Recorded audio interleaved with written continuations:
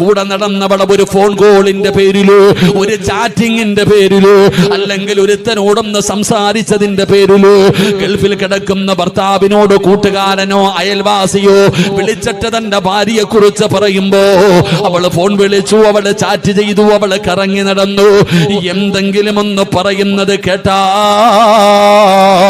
എല്ലാം വാരിക്കെട്ടി വീട്ടിലേക്ക് പൊക്കോ. 20 കൊല്ലം കൂടെ ജീവിച്ചവളെ ഒരുത്തന്റെ വാക്ക് കേട്ടിട്ടു തന്റെ ഭാര്യയാനെ വീട്ടിൽ നിന്ന് ഇറക്കി വിടുന്ന ഭർത്താവേ, ചിന്തിക്ക സഹോദരാ, നിനക്കവളെ വിശ്വാസമില്ലാതെ പോയോ?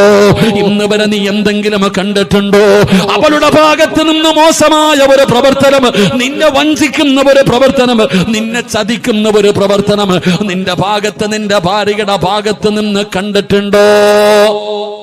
എന്റെ പ്രിയപ്പെട്ട സഹോദരങ്ങളെ, ഭർത്താവ് ഗൾഫില, അയൽവാസി വിളിച്ചിട്ട് പറഞ്ഞു നിന്റെ ഭാര്യ ഇങ്ങനെ ഒരുത്തരായിട്ട് ബന്ധമുണ്ട്, വാരിക്കെട്ടി പൊക്കോ, കഴിഞ്ഞു. ഒരൊറ്റ വാക്ക്, അല്ലെങ്കിൽ ഭർത്താവിന്റെ ഉമ്മ പറയുക, അല്ലെങ്കിൽ ഭർത്താവിന്റെ സഹോദരി പറയുക.